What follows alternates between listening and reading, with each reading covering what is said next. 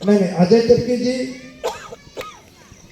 केंद्रीय सरना समिति महानगर रांची, गायना कच्छप जी, राज्य पढ़ा प्रार्थना सभा महानगर अध्यक्ष रांची, समरा मुंडा जी, हमरेकर धर्मगुरु लापुंग, महादेव उरांव जी,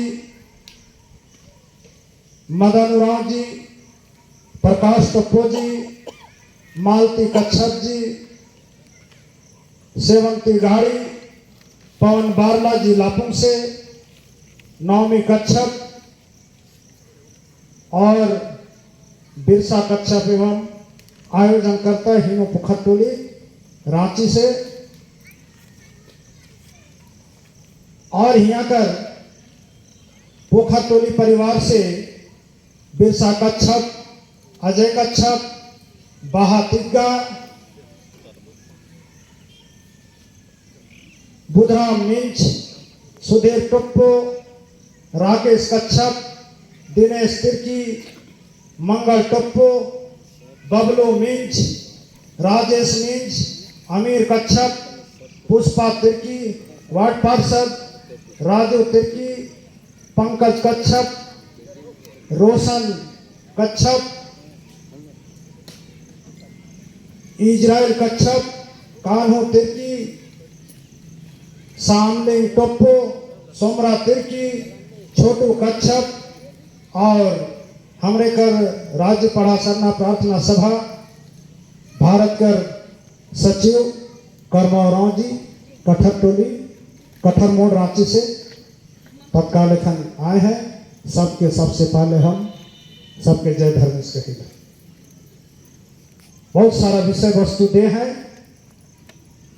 आजकल एक दिवसीय प्रशिक्षण कार्यशाला रही हमरे मन ओकर में विषय रहे सरना मसना हड़गड़ी के विषय में, सरहुल कर्मा के विषय में, पहनाई भूहर नौकराना देश वाली जमीन किसका होता है, ये सब बहुत सारा एवं विषय आज के दे हैं। ये सब विषय प्रवेश करने से पहले हम तोहरे मन के बता चाहब कि सबसे पहले अपने आप के इस बात के महसूस करे है कि आज के समय में ये बहुलतावादी देश है, यानी इस भारत देश में हजारों जाति के आदमी में निवास करें और मुख्य रूप से 6 या 7 धर्म के माने वाला आदमी मन आज अपन पहचान ले सब संघर्ष करत है। उस हालात में हमरे कर हम भी एक मनुष्य जाति है कि तो मनुष्य जाति कर जिए के दो ही पर्पस होवेला। पहला होवेला ओकर मान और दूसरा होवेला ओकर स्वाभिमान। आज हरेक जाति समुदाय का व्यक्ति मन दो ही कारण से दुनिया में अपने आप के दिखाए चाहे ना कि हम मानव श्रेष्ठ हैं।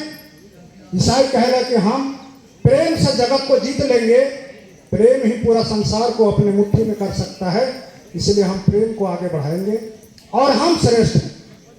मुस्लिम कहला दीन है न्याय का, यानी गरीबों के साथ न्याय होगा ये अल्लाह करता है। हिंदू मन कहला कि हम सहिष्णु हैं, पूरे विश्व में हम विश्व बंधु कुटुंबकम का हम संदेश देते हैं, यानी हम पूरे संसार के लोग एक भाई बंधु। सिख कहला कि कर्म ही महान है और जैन और बौद्ध कहला कि अहिंसा ही परमो धर्म, यानी सब कर अपन अपन एक विचारधारा है। कोई भी जाति कोई भी समाज एक विचारधारा से आगे बढ़ेगा। आज हमरे कर आदिवासी मन कहेला कि हमरे आदिवासी है कि आदिवासी होकर मापदंड क्या है। आज इतना हजारों साल बाद भी आज हमरे कहेला कि हमारा धर्म क्या है, हमारा कर्म क्या है, हमारा अधिकार क्या है, आज भी हमरे भटकत। तो सबसे पहले हमने के जाने है कि दुनिया में कोई भी समाज के एक अलग अस्तित्व और पहचान अगर है तो कर होगा संस्कार। सब कर अपन अपन संस्कार से ही जानल जाएगा कि ये ईसाई समुदाय है, ये हिंदू समुदाय है, ये मुस्लिम समुदाय है, ये सिख है, ये जैन है, ये बौद्ध। उसी तरह से हमारा जो आदिवासी समुदाय है पूरे विश्व में, उसका भी एक अपना अलग संस्कार है। और 3 संस्कार है। चौथा उसका एक त्योहार होता है, जन्म संस्कार, मृत्यु संस्कार, विवाह संस्कार, नामकरण संस्कार। ये संस्कार से ही जाने जाते हैं कि ये किस जाति समुदाय के व्यक्ति, और उनका पर्व त्योहार। और इतना सब अलग होने के बावजूद अगर कोई कहता है कि आदिवासी हिंदू है तो यह दुर्भाग्य की बात है। और इसलिए कहता है कि चूंकि हम जवाब नहीं देते हैं, और जवाब हम इसलिए नहीं देते हैं कि चूंकि हमारी चीजों को हम जानते नहीं हैं। जब हम जानेंगे तो निश्चित तौर पर वो हमको हिंदू नहीं कहेगा। तो इस बात को हमको समझना है, जानना है। आज कोई भी समाज का एक अपना विचारधारा होता है। हम प्रकृति के मानने वाले लोग, प्रकृति किस चिड़िया का नाम है? हम पहले प्रकृति तो बोल देते हैं बड़ा आसानी से, लेकिन हमको यह नहीं मालूम कि प्रकृति किसका नाम है। प्रकृति मुख्य रूप से कहा गया है आत्मा, परमात्मा और जगत। आत्मा मतलब अपने अंदर जो जीव है, परमात्मा माने वो तो सारा जगत का जन्मदाता है, सृष्टि करता है। और तीसरा और जो संसार में सारे जितने तरह का आप चीज देख रहे हैं पूरे ब्रह्मांड में, चाहे चांद हो, तारा हो, धरती हो, ये सारा चीज, इसको हम जगत बोलते हैं। और तीनों का सम्मिश्रण का एक नाम है प्रकृति, और उस प्रकृति का हम पूजा करते हैं। और जब हम पूजा करते हैं तो आज हमारी बहुत सारी मान्यताएं हैं जिसको हम धार्मिक क्रियाकलाप के रूप में लेते हैं, जिसको हम अपना आस्था के रूप में, सबका अपना अपना इष्ट देव है। ईसाइयों का इष्ट देव ईसा मसीह है, सिखों का इष्ट देव गुरु नानक है, मुसलमानों का इष्ट देव मोहम्मद इस्लाम है, जैनियों का इष्ट देव वर्धमान महावीर है, और बौद्धिस्टों का इष्ट देव गौतम बुद्ध है। तो आपका कौन सा इष्ट देव है? सवाल यहां पर खड़ा होता है। तो आप आसानी से कह देते हैं कि हमारा इष्ट देव प्रकृति है। बिल्कुल सत्य बात है, क्योंकि प्रकृति के बगैर दुनिया का कोई भी धर्म हो वो टिक नहीं सकेगा जब तक ये प्रकृति नहीं है। प्रकृति उन 5 चीजों को कहा जाता है जो भी हमारे विचारक जी ने बताया आपको, और जिससे सारा दुनिया बना है। संस्कृत में जिसे कहता है क्षिति, जल, पावक, गगन, समीर, 5 चीज, यानी आग, पानी, हवा, मिट्टी और आकाश। और ये जितना चीज देख रहे हैं, कीड़ा मकोड़ा, हम मानव, जितना भी तरह का चीज है, सब का सब प्रकृति द्वारा निर्मित है। हम उनकी पूजा करते हैं और उनका संरक्षण करते हैं, और इसलिए आज सारा दुनिया टिका हुआ है। तो आगे हम यहां पर जो सवाल है, पहनई, भुयारी, नौकराना, देश वाली जमीन, यानी हमारा धार्मिक जमीन जो भी है, और हमारा आस्था का जो जो केंद्र बिंदु है, उसको हम बारीकी से आप लोग सुनिएगा भी थोड़ा सा, और जिसको जरूरत पड़े तो लिखिएगा। वैज्ञानिक रिसर्च के अनुसार कहा गया है कि इस धरती का निर्माण 4 करोड़ वर्ष पूर्व हुआ है। 4 करोड़ वर्ष पूर्व इस धरती का निर्माण हुआ। और यहां मानव जाति का सृष्टि कब हुआ? अलग अलग विचारधारा है, परंतु फिर भी लोगों का कहना है कोई 30 लाख वर्ष, कोई कहता है 50 लाख वर्ष। हम इन दोनों में से मान लेते हैं 40 लाख वर्ष पूर्व। सबसे पहले इस धरती में कौन चीज पैदा हुआ? पानी। और पानी के बाद जलचर, जो हमारा डंडा कठना का खीरी में हम लोग बोलते हैं कि कैसे कैसे धरती का निर्माण हुआ। और उसके बाद धीरे धीरे जब धरती का निर्माण हुआ तो सबसे पहले यहाँ पर जन्म होता है वनस्पति, जिसको हम लोग पेड़ पौधा घास फूस जो भी कहते हैं, इनका सृजन हुआ। और उसके बाद छोटे छोटे जीव जंतुओं का आगमन शुरू हो गया। जैसे जैसे प्रकृति परिवर्तनशील है, आज भी परिवर्तन हो रहा है, आने वाला कल भी होगा और सतत ही होता रहेगा। और इस तरह से होते होते कुछ वैज्ञानिक का कहना है कि बानर के रूप में मनुष्य का जन्म हुआ और धीरे धीरे परिवर्तित रूप से मनुष्य का रूप धारण किया। जब हम मनुष्य के रूप में आए तो पूरे संसार में जितने भी जीव जंतु हैं, सारा जीव जंतु, जानवर और इंसान में फर्क इसलिए माना गया है कि जानवर अच्छा और बुरा को नहीं जानता है, और मनुष्य इसलिए मनुष्य कहलाया क्योंकि उसके अंदर अच्छे बुरे को समझने का ताकत था, और इसलिए इसको कहा गया विवेकशील। और जैसे ही मनुष्य को जब समझदारी आया तो सबसे पहले वो क्या किया, उनका खान पान क्या था?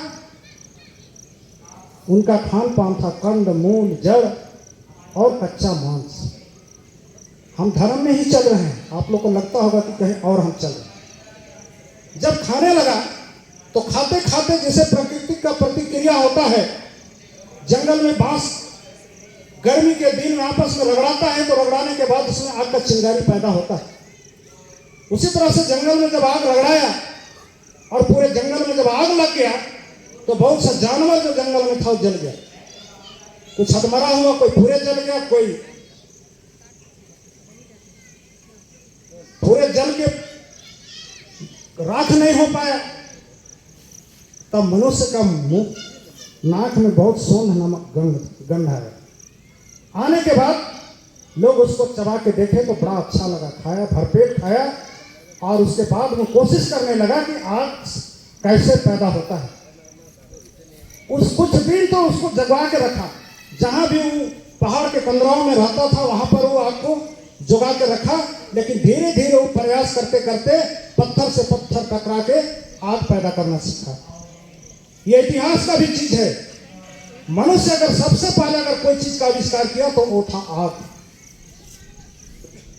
और इसीलिए जब जानवर को पका के खाना जब सीखा तब हम लोगों का आदमी को क्या कहा गया? कुरु मुहु। और कुरु मुहु से भी आज कुरु शब्द का हम लोग जो भाषा बोलते हैं इसका शुरुआत हुआ। तो चलते चलते क्या होता है कि लोग मांसाहारी हो गए, पका के खाना सीख गए थे। अब उनका आहार का मुख्य आहार बन गया जानवर का मांस, मछली और पका के खाना। अब जानवर भी जानने लगा कि अब अगर हम मनुष्य के इर्द गिर्द रहेंगे तो मार के खा जाएंगे, तो जंगल छोड़ना शुरू किया। तब हमारे पुरखों ने धर्मेश को याद किया, जिसको आज हम चालायन बोलते हैं, चाल दिया। और क्या किया? सबसे पहले उन्होंने चंडी का पूजा किया। आज भी आदिवासी इतिहास में गांव घर में जहां कहीं भी गांव बसता है तो सबसे पहले शिकार खेलने जाता है तो चंडी का पूजा करके जाता है। आप लोग सब जानते हैं, यह पहला चीज हुआ। और उसके बाद कर्मिक जैसे परिवर्तनशील है, मनुष्य का जैसे जैसे आवश्यकता बढ़ा वैसे वैसे लोग आविष्कार करते गए, और धीरे धीरे जानवर से खाते खाते वो जब चंडी पूजा करने लगे तो खेती के युग में भी प्रवेश किए। पूरे विश्व में 4 सभ्यता है, बेबीलोन, मिस्र, पुटामिया और हड़प्पा मोहनजोदाड़ो। जब हमारे पूर्वज हड़प्पा मोहनजोदाड़ो में जब शहर बसाए तो 2 चीज का खेती किए, जौ और मकई का। आज भी हम कर्मा त्योहार मनाते हैं तो उसी का यादगारी में जौ और मकई का हम लोग जवा खुपना, जो कुड़ुख भाषा में कहा जाता है, वो हम लोग काम करते हैं। उसका भी अपना एक कंसेप्ट है। तो इस तरह से जब कृषि युग में प्रवेश किया तो खेती और फसल कैसे अच्छा हो, इसके लिए उन्होंने हरियाली का पूजा किया।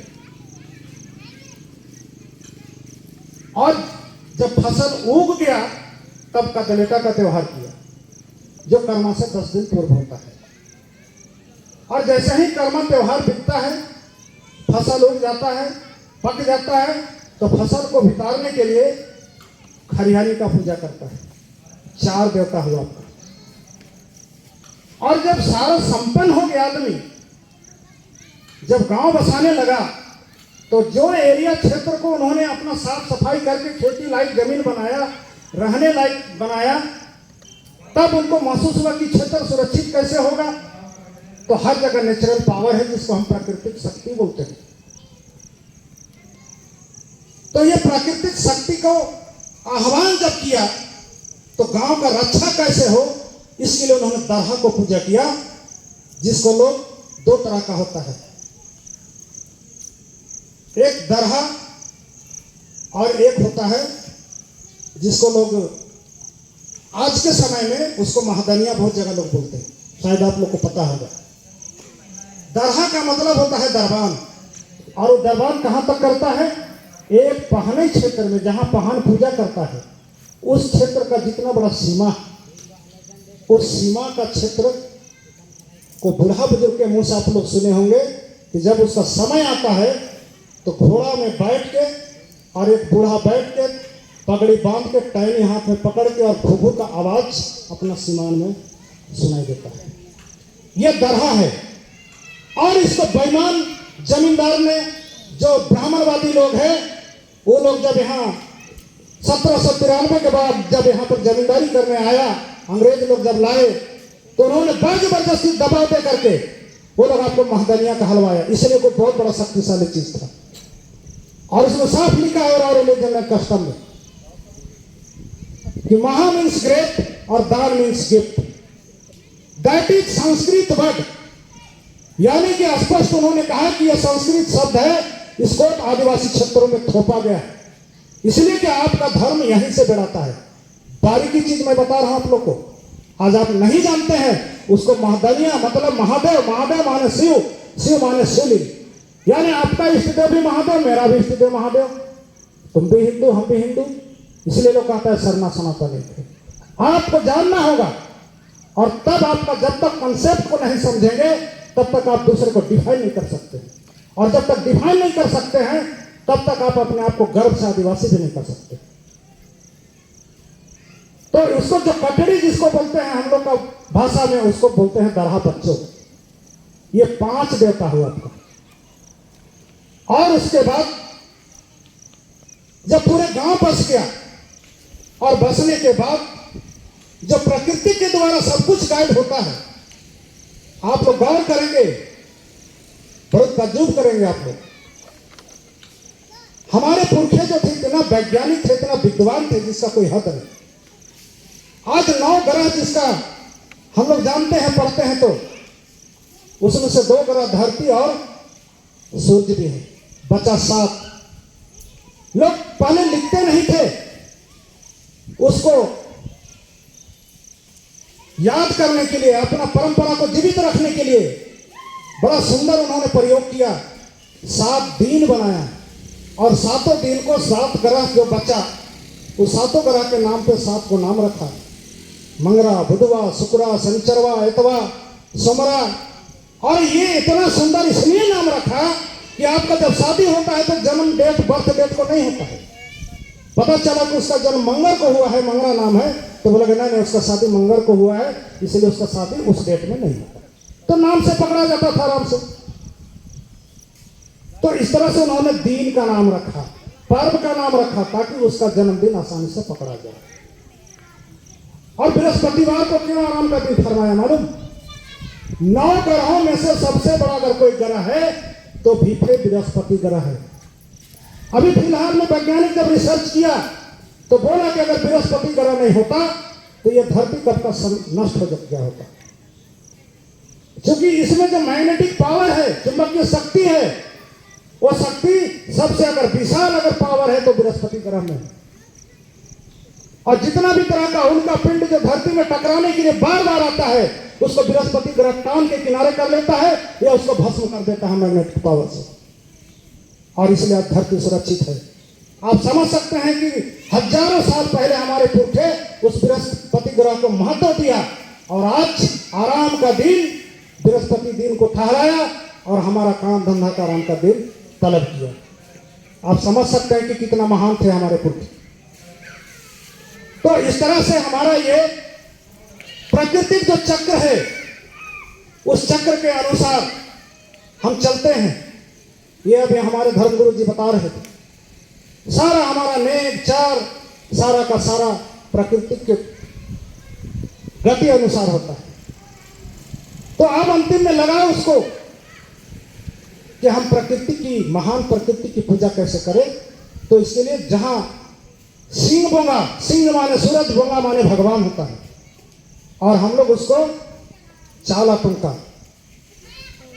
देहाती ये में और सरना स्थल में हम कहते हैं। उस जहां जगह पर धर्मेश को याद किया, उस धरती का विवाह के रूप में उसको स्नान किया। आप लोग जानते होंगे कर्मा जो त्योहार जो हमारा पुरखा मनाया वो भादो एकादशी में ही मनाया। भले हिंदी महीना के अनुसार दिन आगे पीछे हो जाता है, लेकिन वो जानता था कि ठीक 23 सितंबर रात दिन बराबर होता है, 24 सितंबर के बाद धीरे धीरे दिन छोटा और रात बड़ा होता है। उसी अनुकूल कर्मा त्योहार को मनाया, यानी प्रकृति का चक्र है। फिर ही चलते चलते 24 दिसंबर को अंतिम मकर रेखा में गमन करता है। फिर धीरे धीरे वो वहां से छोड़ के 24 दिसंबर के बाद फिर दिन बड़ा होने लगता है और रात छोटा होना चालू होता है। फिर जब हमारे पुरखे सरहू का जो त्योहार मनाते हैं, जिसको हम लोग धरती विवाह कहते हैं, मार्च 23 मार्च को फिर रात दिन बराबर हो जाता है, यानी तब तक धरती युवा हो जाता है। तो हमारा पुरखाओं का मान्यता था कि धरती में सृष्टि तभी चलायमान रहेगा, चलता रहेगा, जब ये धरती में अच्छा बरखा हो, अच्छा पानी हो, अच्छा सब कुछ हो। तो इसके लिए धरती को लोग कुंवारा समझता है, समझा हमारे पुरखों ने। जिस तरह से युवा जवान हो जाता है तब उसको शादी किया जाता है, उसी तरह से मार्च के महीने में धरती युवा हो जाता है। इसको लोग कुंवारी बोला धरती को, और सूरज को बोला बीड़ी बेलस, यानी धर्मेश, मुंडा उसको सिंगोंगा बोला। यानी जब तक धरती का और सूरज का मिलन नहीं होगा, एक चींटी का कण भी इस धरती में पैदा नहीं हो सकता है। बाकी धर्मशास्त्र तो छोड़ दीजिए, गीता रामायण महाभारत उपनिषद सब भाड़ में चला जाएगा, जब तक कि इस धरती के दोनों का मिलन नहीं होगा। तो हमारे पुरखे कितने महान थे कि इस धरती को स्वान के रूप में, शादी के रूप में दोनों को मिलन करवाया। यानी धरती अब युवा हो गया, सारा पेड़ पौधा पत्ता झड़ जाता है और नया जीवन ले